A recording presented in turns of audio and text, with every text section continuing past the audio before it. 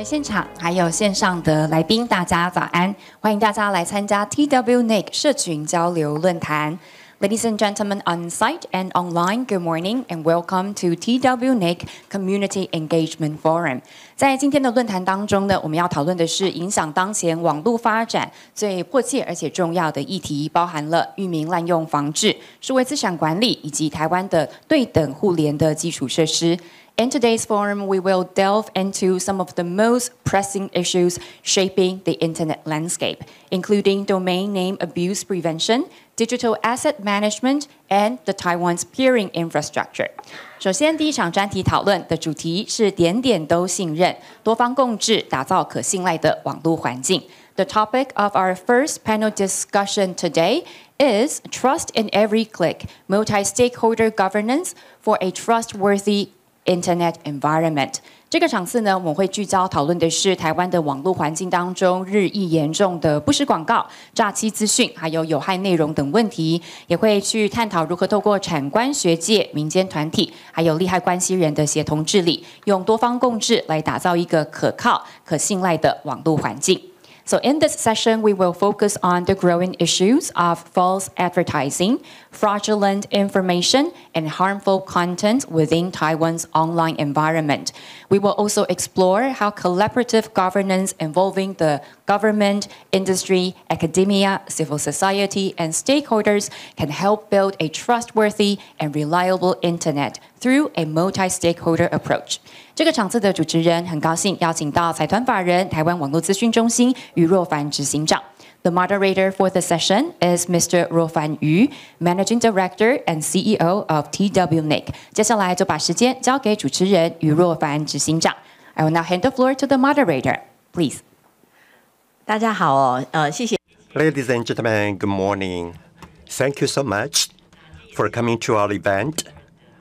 This is the third day of our engagement forum. So again, thank you so much for your continued support. On day 1 and day 2 of our forum, we have been discussing how we can help create a better and more healthy internet environment. So there are a number of keywords: trust and communication, and also transparency. These are all very important principles behind creating a healthy internet environment. We want to continue to build on the multi-stakeholder model.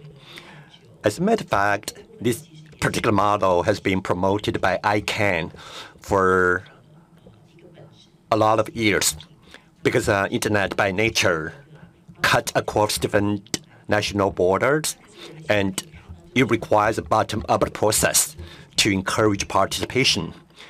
And then, if we zero in on specific countries, how can we beef up our internet governance as well? Because when it comes to national government, we talk about regulation from a top-down perspective. And so, in a lot of countries, that's still the model being followed by various countries. But as we engage in discussion on internet sovereignty, this has become a very thorny issue for a lot of countries to handle. So coming back to Taiwan, how can we continue to develop multi-stakeholder development model to make sure we can, again, safeguard a healthy internet environment? We have a representative from government, academia, and industry, and Ms. Chen Mijing is right next to me. And yesterday, she actually provided a very informative presentation in our meeting. She's currently section chief with the Office of Internet Communications, responsible for research in relation to policies and regulations. And she has been key in the promotion of a multi-stakeholder model. And she is currently implementing a number of projects. And also, she is also section chief with the Office of Content at National Communications Commission. She used to be a program host at one of the local educational radio stations. And we also have Dr. Chen Shunling with us. She's currently Associate Research Professor, and she researched on topics such as copyright laws and information society and information and internet literacy. She works extensively with civil society groups. And to her right, we have Ms. Lu Yuwei. She's currently Secretary General at Taiwan Digital Media and Marketing Association with more than 20 years of experience working with media. She is also editor-in-chief of Digitimes, and she hosts a radio program, and she's editor-in-chief at another professional magazine. And she's been dedicated to digital technology and creative cultural industry. So she will share her unique perspective with us today. And to her right, we have Ms. Chen Yanjing. She's currently Senior Executive Officer for Platform Economy Division at MODA. And she's responsible for managing and providing assistance to digital media industry to make sure these companies will be compliant to relevant laws and regulations. And also, to her right, we have Ms. Anita Chen. She's currently head of government affairs and public policy with Google Taiwan. She's someone who has been active in promoting digital economy and digital policies. And for the time being, she is also a member of a trustee at U.S.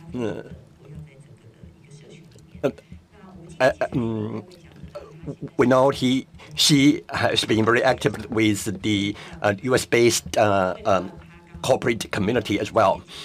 And we also have someone who is online because she is a little bit under the weather, so she's not coming to our meeting today. But I'm talking about Mr. Max Chen, General Manager of Public Policy with Meta Taiwan. And again, he is someone who has been very active in promoting a more healthy internet environment. Prior to 2018, he is employed with New Taipei City government. He was advocating for sustainable policy, and prior to that, he worked for the Ministry of Foreign Affairs as well as the Presidential Office of Taiwan. So probably we can begin with the industry. Thank you very much. Distinguished guests, ladies and gentlemen, I would also like to send my greetings to Max. My name is Anita, and I'm currently with Google Taiwan, responsible for government affairs and public policy. I'm also with the U.S. Chamber of Commerce, and we want to find a good balance between the openness of the environment, of the internet environment, as well as safeguarding of rights. Well, because we know multi-stakeholder model has been promoted for a number of years, and we need to make sure internet platforms need to engage in self-governance. And what are some of the challenges in that regard? In terms of self-governance, whether we talk about our own platforms or our partners, we have a code of conduct for the industry. So that's the basis for our self-governance. And as a matter of fact, there are a number of benefits. For example, this type of code of conduct can respond very effectively to new and emerging situations. As a result, this can help reduce the cost involved in regulations by government. Obviously, this is no panacea in order to safeguard security of the platform, but at the same time, we want to promote diversity for content. We need to find a good balance. It's almost impossible to completely eliminate false advertisement, misinformation, and disinformation.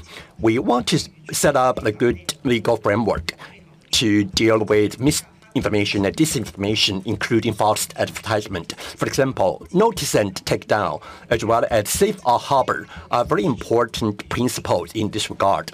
What do we mean by safe harbor? For example, if a platform operator has no idea illegal content had been uploaded, then this platform operator obviously shouldn't be held to account. However, once received tip-off or information by third parties, then the operator needs to immediately take actions to take down those misinformation and disinformation. So upon receiving information of this kind, the operator needs to take immediate action, and then the operator will not be held legally responsible. So notice and take down.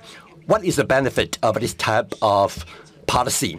Well, this provides a very clear legal basis for operators to take necessary action to remove harmful content. Obviously, for a lot of people who are concerned about human rights in the digital world, because this is also very beneficial, because operators, again, can protect themselves. Sometimes the government will take actions against platform operators, citing specific laws and regulations. But again, with this type of policy, we won't make a mistake of excessive enforcement of laws and regulations. And I also talk about safe harbor, notice and take down. These are very important pillars for the governance of the international internet environment. Coming back to Taiwan, what I would like to share with you is that currently in Taiwan, the majority of laws and regulations have incorporated those principles, safe harbor and notice and take down, into our framework. However, under the Ministry of Welfare and Health, they have revised the Act for preventing tobacco, and according to the revision, if the competent authority considered something to be misinformation, disinformation that have appeared on a particular platform, then whether the operator knows about the existence or not, then enforcement actions will be taken. So this runs counter to the principles that we have already explained. Well, because the Ministry of Health and Welfare actually will hold operators to legal responsibility, even when operators are not aware of the existence of this type of information. So this has attracted a lot of attention both in Taiwan and outside of Taiwan. And because this actually will infringe upon the freedom of speech enshrined in our Constitution. So I would like to recommend to the Taiwanese government to, again, refer to international experience to make sure safe harbor principle will be incorporated into our legal framework. And it requires concerted effort between the industry and the government to make sure we can find a good balance. We have representatives from NCC and MODA. We know that both MODA and NCC have been working very closely with the industry. We hope that both of them will be able to coordinate among different government agencies to make sure all government agencies can have the benefit of referring to international best practices. I would like to stop here. Thank you very much, Anita. And when it comes to the publicity landscape in Taiwan, we know that there have been a lot of evolutions through the years, and obviously one of the priorities is to combat scams and fraudulent actions. And now I would like to go to Max. Well, Max, again, as I mentioned, is a little bit under the weather. He cannot speak right now, but he has made a pre-recorded video. Ladies and gentlemen, good morning. Thank you very much for giving me this opportunity to join the discussion. My name is Max Chen. I'm General Manager for Public Policy. I joined Meta in 2012. Prior to that, I worked at the Taiwanese government for 10 years. Well, because I'm not well. That's why I'm speaking to you through this video. How can we establish, build, and deepen trust? And because we need to find a good mechanism with which to build consensus. Well, I believe there are three very important dimensions: trust in content, trust in interaction, and trust in platform. First of all, when it comes to trust in content, how can we make sure we have the capability to pass judgment on whether content is trustworthy? And we need to formulate good policy and effectively implement policy with regard to content created by generative AI. And we are facing a lot of challenge when it comes to false information. We need to work in concert with government and civil society groups.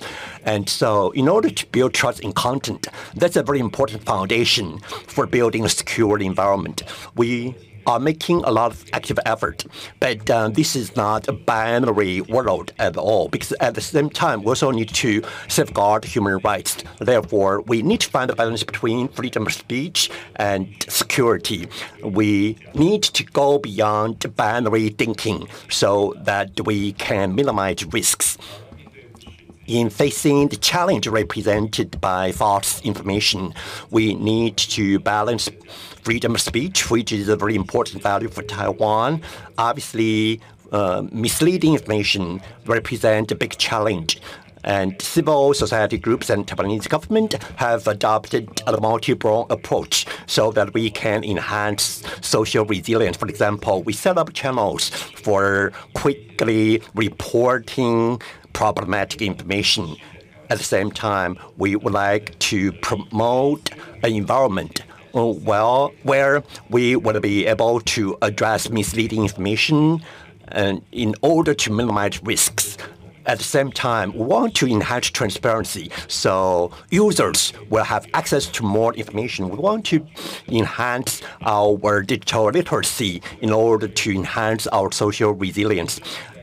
Trust in interaction, as we enjoy the convenience brought about by the internet. Obviously, internet technologies have been abused and used as a tool for scam. For example, abuse against young children, sexual harassment, and criminal organizations in Southeast Asia engage in scam activities by using the internet.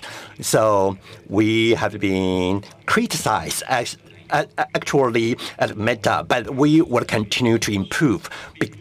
For example, we are now testing using facial recognition technology in order to identify scam advertisement and activities. And that is a good start, and we will continue to deepen our efforts in that area. At the same time, we realize a lot of criminal organizations are actually trying to come up with better techniques to engage in their criminal activities. Again, we need to make sure we will be able to respond effectively to those illegal activities.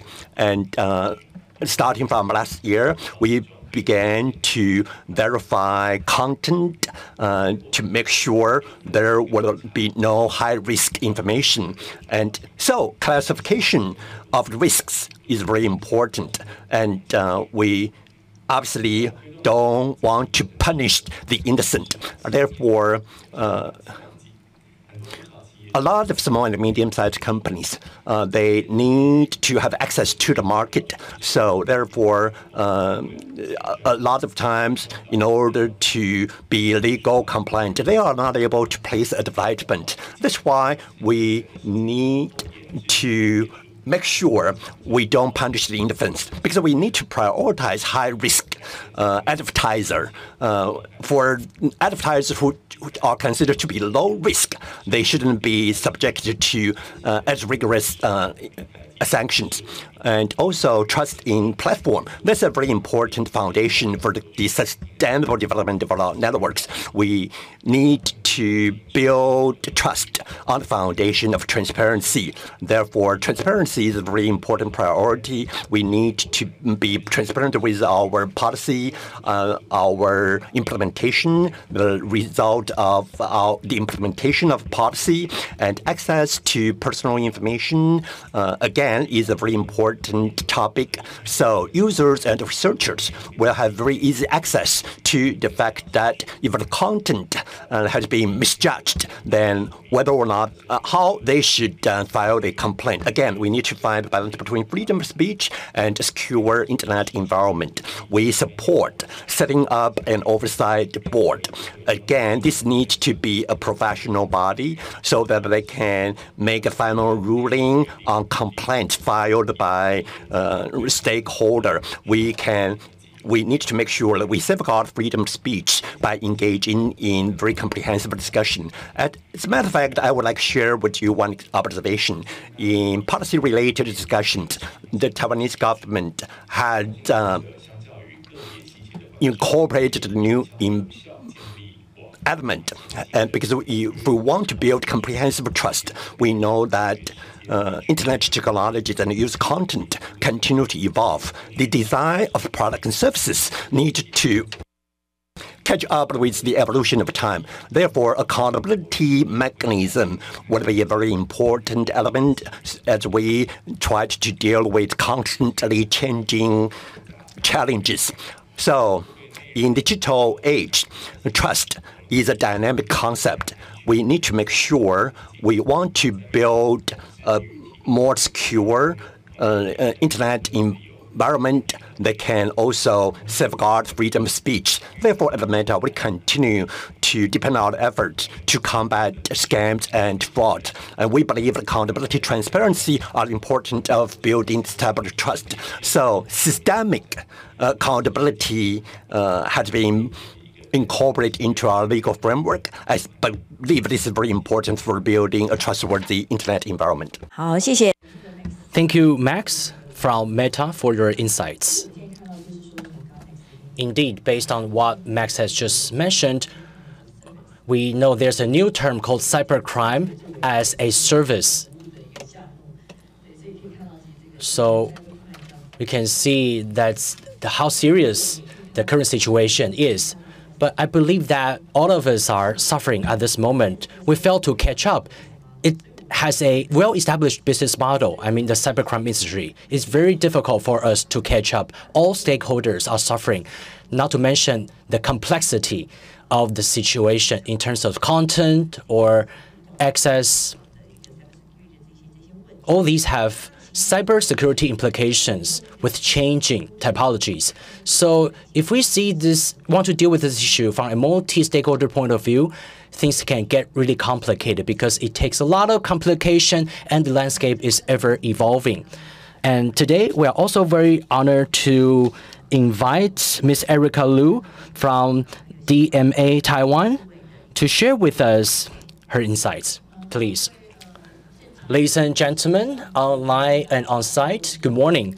My name is Erica Liu, Secretary General of Taiwan Digital Media and Marketing Association. A brief overview of the TDMA. We are made of marketers, advertisers, digital service providers, and digital platforms. These are our members. So basically, we connect the different, actually upstream, midstream, and downstream of the industry, and we have around 160 members, with actually most of our media players being our members. We were founded in 2005. We celebrate 20th anniversary this year.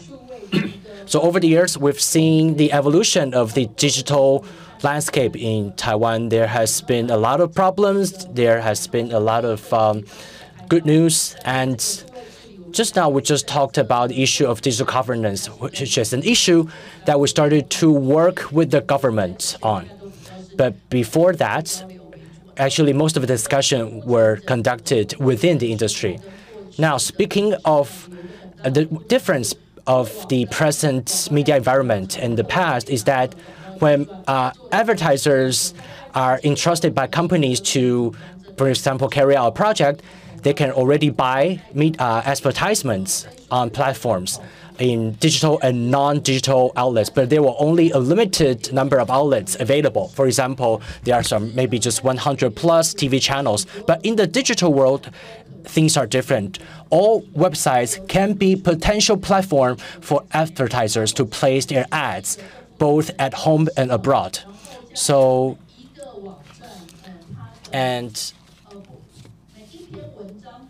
all content, all entries on websites may all contain advertising information. So advertisements have become omnipresent in cyberspace, which have become really hard to regulate simply by manual methods. Now we need to rely on system-driven content moderation and content flagging in order to manage the situation.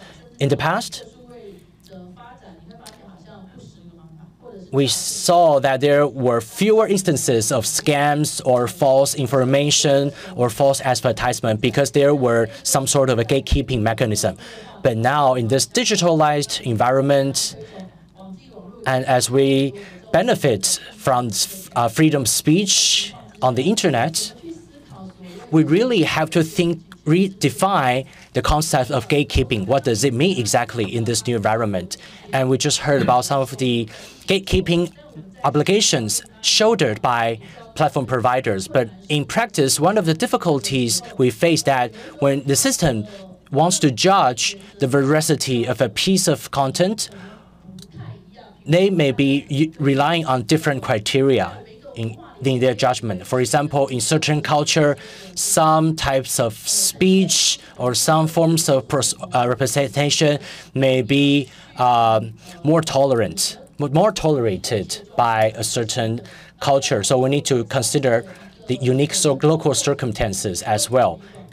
And take the advertising industry, for example, advertisers played an important role because they want to profit from the process, so they have to ensure that at least their clients will get paid. But of course, there will be some advertisers who like to step into, they want to work with gray zone clients trying to profit. But this actually, of course, easier to trace the origin if we know who the advertisers are or where they're located. But one of the issues is that there are some advertisements who are being placed by individuals. So all users, as long as you are willing to pay, are able to place an ad or buy an ad. And this actually is a very different situation where, from the past, where the landscape was primarily dominated by advertisers. And this has posed a great challenge to platform providers and the advertising industry, because you need that during the bidding is usually involved when actually when it comes to placing ads. So if you are willing to pay higher, actually your ads will be placed at a more favorable place. So actually that undermines business opportunities of other less well-loaded business owners. And we've been talking about how to build trust and make this collaborative relationship better. And there are two difficulties in this. First, we're working with the government at this moment, but as Anita just mentioned, basically the cyberspace is a complex environment, and also the government is built with a lot of complex structures. So we need to ensure a uniform policy perspective, and we need to work with the right government agencies and ministries. So, because our association covers both the upstream, midstream, and downstream sectors of the industry. So actually, we work with more than 4 central competent authorities, including MOE, IDA, or Ministry of Culture, and they have different responsibility. Maybe we also even work with the Financial Supervisory Commission. So in this process, we are trying to help all stakeholders to rely on a consistent set of principles. That is key because our members now suffer from this fatigue because they are occupied with fulfilling all kinds of regulation. They need to tweak their system as per the requirements of new regulations. So we've been talking about something like an Internet Basic Act or something like a whole of government integration. I think we need to forge a consensus in the process. And as our moderator said, we face a lot of transnational crime. For example, in our anti-fraud regulation, there is a dedicated requirement on clients, on our members to impose self-regulation. But actually, a lot of scams actually can be attributed to ads being placed outside of Taiwan, which have led to huge financial losses. That makes gatekeeping really, really difficult. So a lot of our members are thinking maybe they should change their headquarters to Singapore to profit from this regulatory arbitrage. So this kind of outdraining of companies may not be good news for Taiwan's economic development. So maybe the government can resort to other incentives in terms of tax, or maybe loosening or maybe tightening some regulations when companies want to establish business in Taiwan. Also, they can consider working with multiple countries, because it's difficult to work with only one country to tackle transnational crime. But we can work with like a European Union where we can access resources across all the EU member economies. These are some of the potential solutions that can think of before we can have a well-established regulatory framework. And we need to have a consistent set of rules or principles to make communication easier. And just now we heard about the self-reporting mechanism. It's now being established. But in reality, whether it's user or platform provider, sometimes we still don't know where to report the case, whom to contact. And when people want to file a complaint, they don't know how to apply for the right remedies. For example, there are a lot of fan pages that actually run with a business intention. So sometimes there may be a misjudgment from the system's side, leading to business loss. So we want to think about a better way to deal with these challenges. So I just shared some of the difficulties facing us, but I think most of the companies in Taiwan are law-abiding. Otherwise, they will be actually hunted down by LEAs. So maybe even if you attempt to play ads in a gray zone area, it's very easy to be found out by LEA. But I think crimes have become transnational in nature, and we know this is a very difficult task.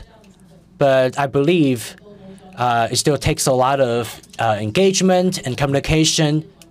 Maybe we can even learn from best practices in other jurisdictions in order to build a trust-oriented environment. Thank you.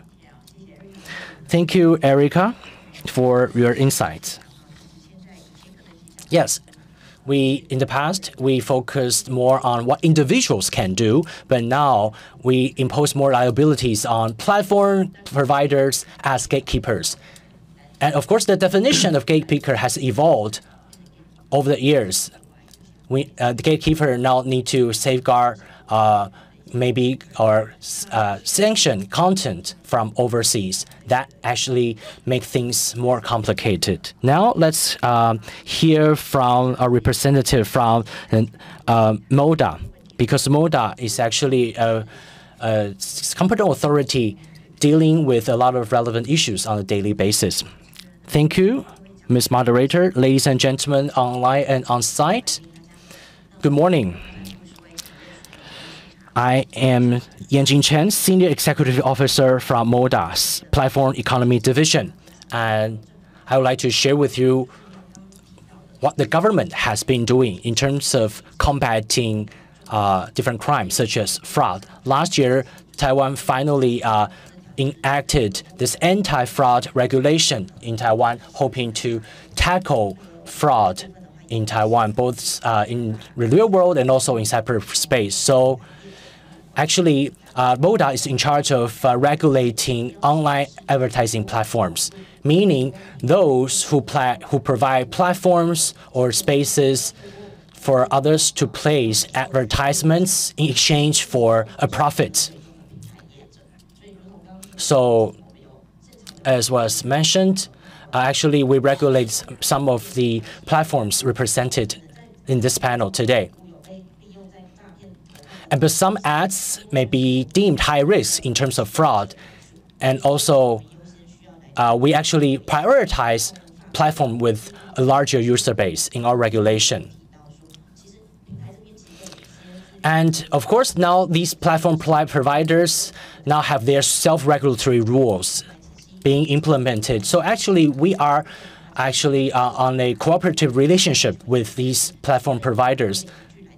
But we also want to have a firmer legal basis for platform providers to serve as gatekeepers. So in our regulation, we mandate that platform providers need to conduct verification on the identity of those who play ads on their platforms. Platforms need to know who are the advertiser in order to trace the origin of a piece of content. And also, there's a requirement asking content providers to understand the content of the advertisements. If there's a scam-related content, they need to take the content down. But if competent authorities or LEAs have discovered that there may be scam-related content on certain platforms, then platform providers need to respond to government requests. And there are also safety harbor regulations shielding platform providers from certain liabilities if they comply with relevant authorities. We actually have looked to different multi-stakeholder approaches as we work with different multi-stakeholders. We hope that with this sound regulatory environment, we can actually create an open, inclusive, and safe internet environment. What we talked about was centered on advertising. And of course, platform providers, they charge a fee, so they should shoulder their due responsibility. But currently, they are not required to shoulder supervision responsibilities because there are all kinds of contents online. And so the content in the cyberspace can be managed in the same way as we manage different content in the real world. So as Anita mentioned, when it comes to tobacco-related content, it falls on the remit of the Ministry of Health and Welfare. So we have to see which central competent authorities is the right authorities to manage certain types of content. Of course, we have been maintaining a healthy channel of communication with different platform providers or other competent authorities. If they find some illegal content, we can help serving as a liaison channel. We hold regular meetings for different competent authorities to share experiences and what are some of the challenges in enforcement. We can serve as this liaison window in order to make enforcement more effective and make the environment safer. Thank you. Thank you very much. I would like to thank Ms. Chen Yanjing for sharing us the government perspective. At NCC, again, this is a very important government agency when it comes to internet governance. So again, I would like to go to NCC.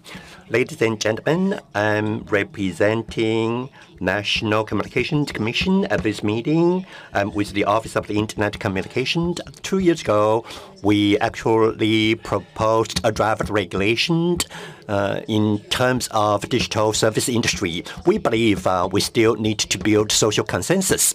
As a result of coming up with this draft, we actually have added a lot of clauses, and we have also changed our organization, because 2 years ago we set up the Office of the Internet Communications. So I'm currently employed with this office. We hope that we can do a better job of Internet communication. Today, we have representatives from government, industry, and academia, because after all, we are talking about multi-stakeholder model. So perhaps I can provide some historical context. With the advent of the Internet in the beginning, people do not believe we need to heavily regulate the industry, because this is a new and emerging industry. Therefore, notice and takedown was upheld as a very important principle. However, although that has been incorporated into our law, by 2016, 2017 rolled around, we again tried to enact newer regulations. But back then, people have different opinions. There's a lack of consistency among different government agencies. That's why a lot of people believe that the draft legislation at that time was not mature until 2 years ago. We tried to table the Digital Service Intermediary Act. Again, we are that legislation is still pending more discussion. As I just mentioned, because we have reorganized our agency, we want to focus on Internet communications. So in July last year, we actually issued a white paper on Internet communications policy. I think the main point of that white paper has already been alluded to by our colleagues here: transparency, participation, and accountability. We believe with the evolution of the Internet, we identify more and more risks as a result. Whether self-regulation is enough, I think there's a big question mark for a lot of people. Let me probably cite some actual examples. Somewhere around last year or the year before, NCC tried to work with government agencies and industry players. We hope that we can, again, resort to self-regulation of the industry. We work with the Ministry of Justice, as well as High Prosecutor's Office and the National Police Administration, because probably they have detected some problematic account online. We work with industry player. We hope that they can proactively take down the problematic content. Actually, that was quite effective. We know that scam schemes have imposed a very heavy toll on our society. So last year, the relevant regulations was passed. Now we do have a legal basis to punish the criminal activities. Obviously, at NCC, with Electronic Communication Act, and from that point on until we tried to pass the service industry, digital service industry law. And actually, throughout the entire process, we tried to learn from other countries' experience, and we tried to make sure when competent authority wanted to amend the relevant information. For example, Tobacco Prevention Act. Anita mentioned safe harbor principle a number of weeks ago. We invited competent authority to engage in discussion, and during the meeting, Max Chen was also present. He shared the experience faced by the experience of industrial players. Therefore, I think once we have that kind of communication between government and industry, so we have government representatives saying that he will try to incorporate the information provided by the industry into their proposed amendment of the law. So again, for NCC, we tried to pass the Digital Service Industry Act, and so far, there seems to be no clear progress. However, as I was saying, different competent authorities, obviously, they manage different regulations. For example, 2 years ago, Sex Crime Prevention Act or Sexual Abuse Prevention Act are a very good case in point. Because the way we tried to implement notice and takedown or restriction to access, those elements have been incorporated into the proposed laws.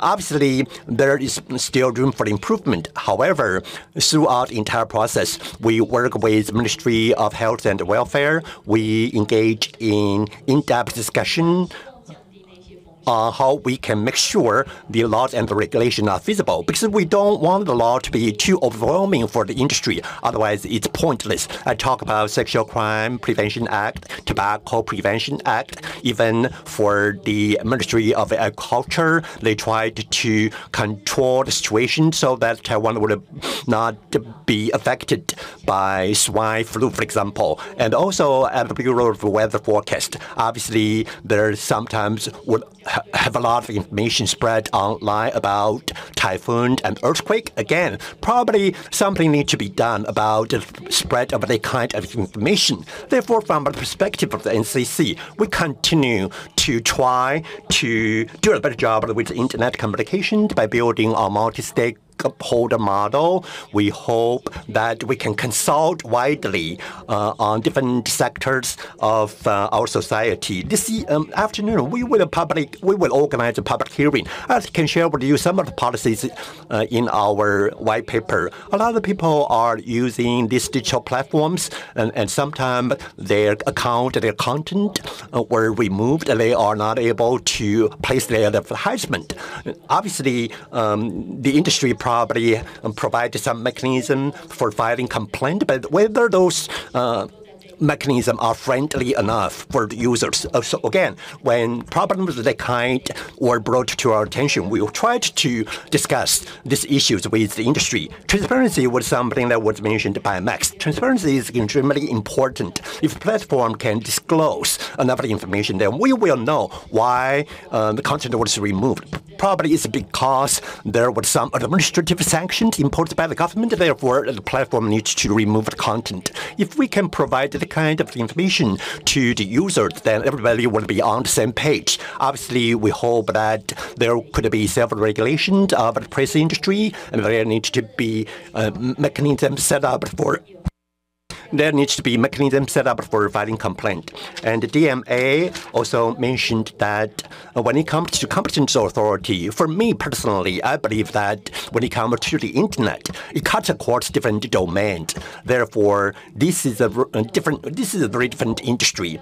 Sometimes, if we want to pinpoint who would be the actual competence authority, sometimes there is a big gap between our imagination and the actual reality. So what I can share with you at this point is that we have engaged in international cooperation by working with countries such as Australia and the UK, and they have cross-ministerial mechanisms, and we are trying to do the same here in Taiwan. But actually, it's very difficult for us to predict what will happen 3 years or 5 years from now. For example, 5 years ago, we couldn't have predicted that generative AI would be so powerful, because real time as I speak, there will be English and English subtitles of what I'm saying showing on the screen. So it's very difficult for us to predict what will happen next year. That's why we need to work hand in hand. By we, I'm talking about not just government, but also we obviously are sitting here engaging in this type of panel discussion. We have a representative from government, industry, and academia. We should all get involved to work hand in hand. Thank you. Thank you very much. Obviously, this has to do with the issue of how we can build a good framework so all relevant stakeholders can participate. Now, I'd like to go to Shunling. Obviously, you represent the academia as well as civil society. So can you share with us what we should be doing going forward to make sure that we can be more effective in our effort? Well, that's obviously a very big question. I'm from the academia Sinica. My name is Chen Shunling. Starting from around 2004, that's when I began to research on topics related to internet governance. And obviously, we cover more and more relevant issues such as privacy as the years goes on. And probably we can begin by talking about why the internet governance framework looked the way it did in the beginning. Well, basically, when it comes to speech online, somebody still needs to be held accountable. It should be the one who comes up with speech and not the platform. Why? Well, this doesn't mean that we don't want to regulate the platform. No, we hope we can encourage the platform to engage in self-regulation. If we start by regulating platform, we hold platform to be accountable for all speech that appear on their platform, and that's probably an impedance for self-regulation. Therefore, that's opposite to what we wanted to do. And what we wanted to do is to encourage self-regulation. However, as platforms became bigger and bigger, and also a lot of platforms were based in the United States, and more and more problems have emerged to the scene. Therefore, we believe to some degree, platform operators also need to answer to the situation. In other words, we need to hold them to account, and they need to take actions. So that's what we call conditional mechanism. In other words, only under certain circumstances, we can then proactively regulate platforms. So when we talk about internet governance, oftentimes we will be impacted by news events. For example, moral panic is a case in point. You know, if there's something that has attracted a lot of social attention, then we simply kick into a panic mode, believing that we need to take immediate action, we need to immediately hold someone to account, and oftentimes it's the platform. We actually put a requirement on platform. However, again, this could be running counter to our original principle. For example, we talk about Tobacco Prevention Act, and in the case of Australia, last year there was a new piece of legislation, although it didn't come into effect yet, because the internet has outsized impact on teenagers. Therefore, they have a new piece of legislation barring children under 16 years of age to use social media. But how can you prove you are over 16 years of age? Will this actually damage privacy of these users? Therefore, this type of regulation, their full impact needs to be fully assessed. Therefore, when we talk about multi-stakeholder model, as mentioned by Mei Jing, she mentioned back in 2016, there was a draft legislation. Well, I was consulted as an expert, and in one of the expert consultation meetings, there's a scholar, because he hails from a background of telecommunication industry. So obviously, telecommunication industry is very different from the internet industry. And I remember the Manila principle was mentioned with regards to liabilities of the internet platform. Again, that principle was a result of multi-stakeholder discussion. Again, during that meeting, Obviously, when we want to enact a piece of legislation, a lot of legal principles will typically be considered. And the scholar actually questioned why Manila Principle was cited as the reason for enacting that particular piece of legislation. But I was thinking to myself, if we look at EU, Japan, or Korea, if we do not mention Manila, but instead, if we mention EU, Japan, and Korea, will we then believe it's better laws? Obviously, one size doesn't fit all when it comes to laws and regulations, especially given the fact that Internet is an industry where information freely flows around the world. Therefore, I think we shouldn't exclude any principle. Although it's probably named Manila, but it's probably a result of extensive discussions already. And also Santa Clara Principle is another case in point here. It has to do with transparency and the removal of harmful content. So obviously that principle has been endorsed by a lot of companies and enterprises. As a matter of fact, that was also incorporated into the legal framework in EU. So I think learning from international experience would be very helpful because things are happening at the speed of light. We don't know what's going to happen further down the road. So from 2016 until now, we know we are living in a totally different world now. Therefore, how can we make sure we will be able to more effectively and more efficiently to respond to the challenges that we are faced with? I think that's the key. At the DSA, how we want to actually do the implementation because that was only becoming effectively in 2024. However, before DSA, there was already the Digital Policy Enforcement Act passed in Germany.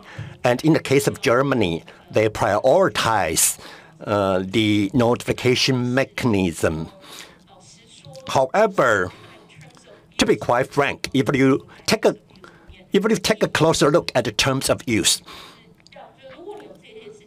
once certain things happen, in other words, if some element were satisfied, then content could be taken down, not just within the country, but all across different countries. But actually, that's probably too broad. If that's the case, why don't you encourage platforms to more effectively engage in self-regulation, especially if you want to set up certain mechanisms with which to provide some conditional immunity? Then obviously it's possible platforms probably would be under the impression they are required to preemptively remove and take down certain content, especially when we consider in the context of the Tobacco Prevention Act. Thank you. 谢谢，我觉得谈到 Thank you. Yes, you mentioned, you touched upon a lot of legal considerations, especially what kind of role can multi-stakeholderism play in managing these issues. Thank you for the informative insights. Let's now open the floor for question and comments. Welcome to approach the microphone stand. And please identify yourself before raising your questions. But before we gather the first question, I'll raise this question to our panelists. We heard many terms such as regulation, supervision, or cooperation. Well, these terms are very familiar with those who specialized in legal studies, because these words essentially point to one central idea, it's like regulation. But regulation might assume a different meaning when it comes to platforms. So internationally, people have been wondering what roles can government play, because we know if you understand how ICANN is governed, with its multi-stakeholder governance approach, government's role is simply to provide recommendations or advice and nothing more. Because of course some people think that the government should enjoy more power in this multi-stakeholder approach, but things may look different closer to home in Taiwan, because here in Taiwan, people always place high expectation on the government to do more. So if that's the case, my first question to our panelists is that what role can the government play in this multi-stakeholder model? What do you think that the government can do in order to shoulder its due responsibility in this multi-stakeholder approach? How can this multi-stakeholder model be run in ways that government can do a better job? So who would like to take this question? Maybe Anita?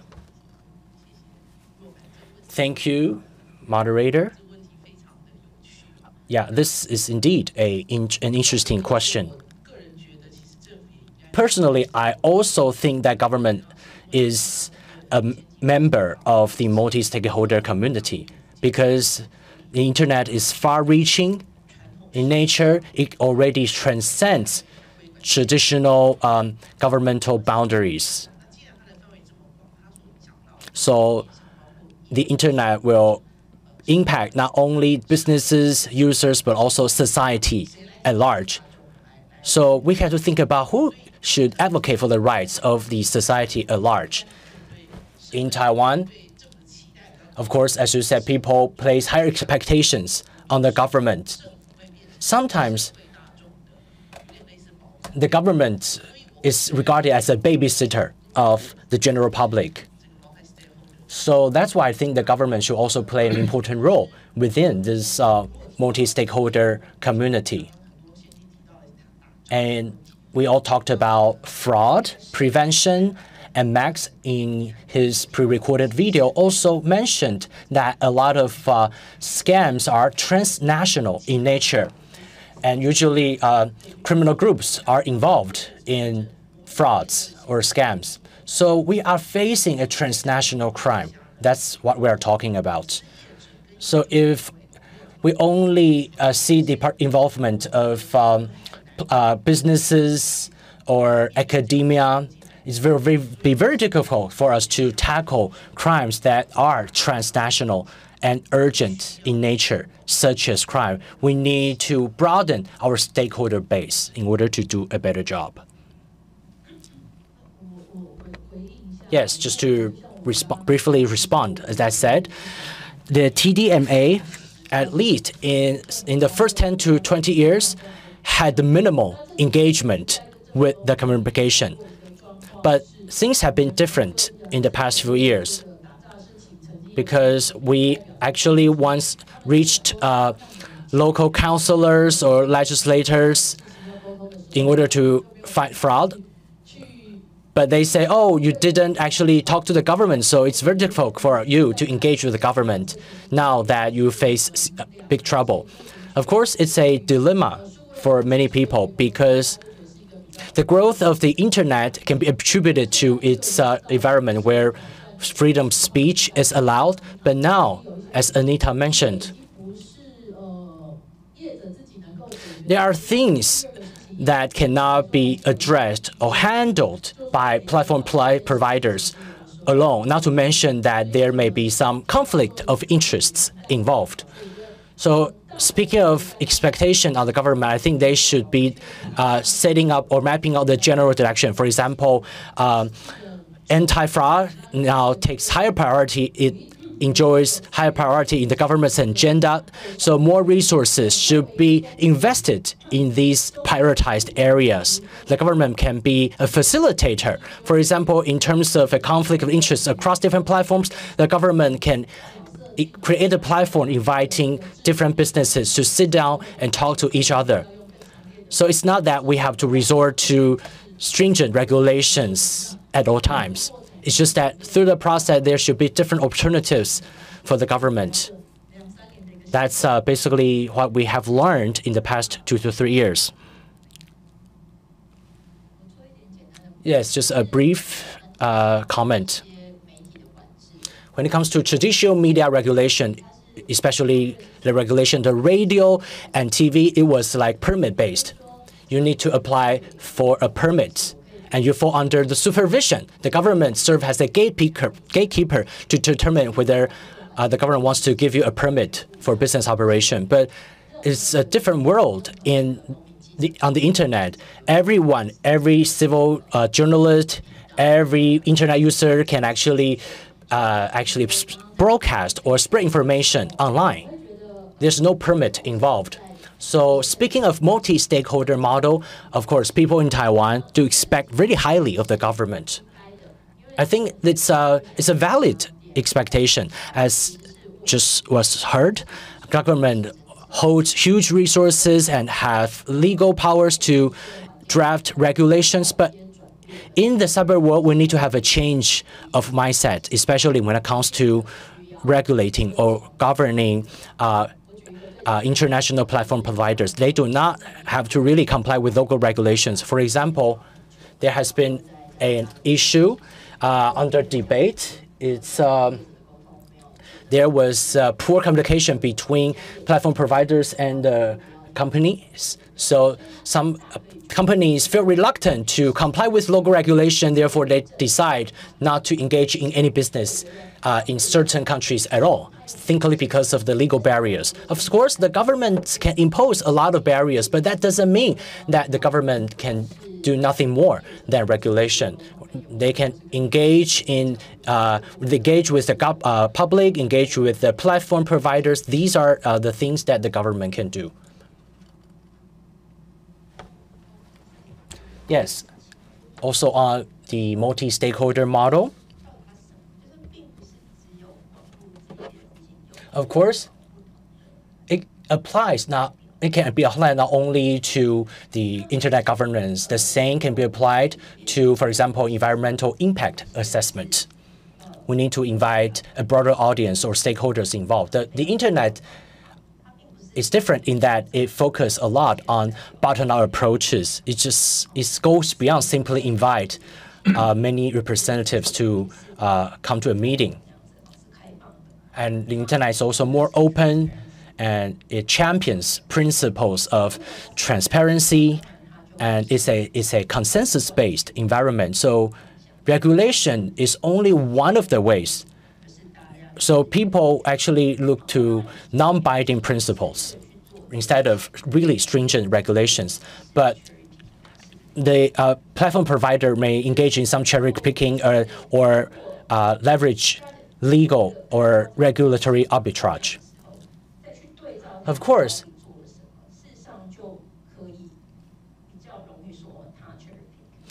we need to have a consensus first before we really know which platform providers are really cherry picking, instead of pinning down on one only platform provider. And the government can actually empower the civil society to actually scrutinize whether platform providers are really cherry picking. We have 2 questions. So let's take the 2 questions from online participants. The first question is that when self-regulation of platform providers are affected by the government actually holds a lot of power. Actually, the government is actually regulating these platform providers in another way.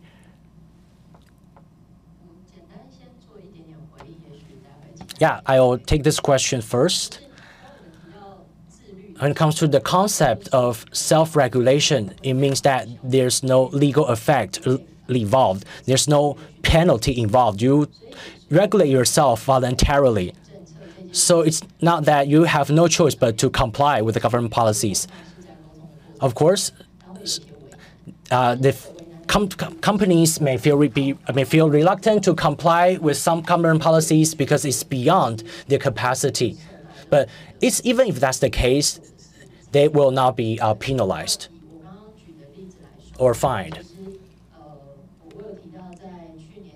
I said that last July, we passed the anti-fraud regulation. And within our communication, we reached out to different providers and government agencies. So including MPA, Taiwan High Prosecutor's Office, all have their online platforms for criminal prevention, for tracking down illegal content and taking down this content online. So they actually established a database for reference by companies, so the companies can determine which accounts or content they want to take down. Even if they do nothing within our mechanism, they would not be fined. So I think it takes a lot of continuous communication. But after the passing of the Anti-Fraud Act, the platform providers now have to assume responsibility to take down certain content. So things are work in a different way after the passing of the law. As Section Chief Chen mentioned, from the perspective of content providers, indeed, this concerns us a lot. I'm not pinpointing any single government ministry, but when we are self-regulating ourselves, we actually rely on our own product policies and our own code of products. But our interpretation of our code of conduct may be different from what government expects us to do. So for example, the government may say, ask us to look into certain instances or events, but based on our products, these instances does not constitute a violation of law. But the government will actually give us a strong hint, encouraging us to take immediate action. This is indeed one of the challenges that we face. And take Google, for example. Our main mission is to gather or curate information around the world for the benefits of humanity, founded on the protection on the freedom of speech. Without freedom of speech, it's very difficult for us to gather and curate all information around the world. That's why we actually set a clear boundary between regulatory environment and self-regulatory policies, unless it's being required by the government. Otherwise, if it's only the government's expectation, we of course will go back to examine what we do. But if the instance or the event does not violate the government's regulation, we'll actually telling the government that, okay, I know you're concerned, but this specific instance does not violate our community standards, so we will not take corresponding action. Of course, the safe harbor principles apply here, and also transparency is key, because in the absence of self-regulation by companies, the government would resort to regulations. Of course, our company would comply with local regulations, but for the academia to know more about the relationship between the government and the platform providers. So from 2015, we issued a transparency report every year, which details countries, which details all kinds of takeout requests that we receive from governments around the world. We may say, because of requirement of certain regulation, a certain government required us to take down certain content, and we will detail our follow-up action. And in addition to the publication of the transparency report, we work with third-party research entities. For example, there's an entity called Lumen, based in Stanford University, which specializes in internet transparency. If we receive a takedown request from the government, whether we take action or not, we will actually give a carbon copy to Lumen, which will be published online for users around the world or those interested in internet freedom and governance to actually look into the level of internet intervention of governments around the world. But recently, we've been challenged by the Ministry of Health and Welfare in Taiwan, because sometimes the ministry asks us to take out certain content and we send the notification to Lumen, and we actually receive tickets or we were being fined because what we do. So my point is that without the protection of safe harbor principles or transparency, things can really go haywire, because most of the time we are protected by safe harbor principles to ensure transparency, but sometimes we may have varying interpretations on things we do, leading to many challenges. 应一下 Anita， 我觉得在这一题里面，我们实务上碰到现 Well, actually, in actual practice, one of the biggest difficulties is how we can define the content, advertisement, or the news reports. In the case of advertisement, I think it's actually more straightforward because it involves some payment of money. However, between content and news reports, what is content? What is news reports? It's actually a very blurry boundary between the two. For example, online, somebody posted the message whether a certain government official has died, and then a question mark. Well, again, this has attracted attention from the government. Whether this is a totally innocent message or whether this is a rumor deliberately spread in order to do harm to our society, social order. So what should be considered to be content, or what should be considered to be advertisement? I think this required some revisiting of these very important issues. You mentioned the example that involved the Ministry of Health and Welfare by resorting to some very vague wording, whether or not, for example, do you want some candy? Is it actual candy, or the candy is a shorthand for tobacco products? That's a case in point. Well, we have already overrun our time, so probably we need to stop here. But this goes to show the level of interest on these issues is quite high. Well, in terms of which government agency is competent authority and which piece of legislation, what is the legislation designed to do? So, in other words, a lot of issues still need further deliberation. We hope that TWNIC can continue to serve as a platform where these discussions can happen. We engage in a lot of discussions with regard to applications, but actually the role played by TWNIC has more to do with IP. In other words, we need to look at the entire ecosystem instead of just applications, and we need to engage in mutual discussion and mutual learning. So please continue to support our engagement forum. Thank you. 主持这个场次，我们请执行长还有我们的所有的语坛讲者起身，我们来一起合影一张，谢谢。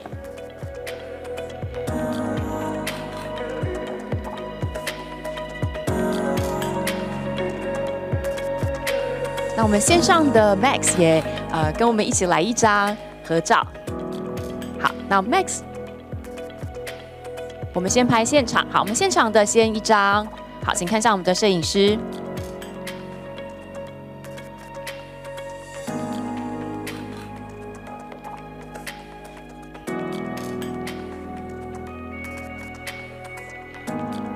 请完您的右手边移动一下，我们要跟 Max 来一起来一张这个虚实整合的大合照。Now we take a hybrid group photo.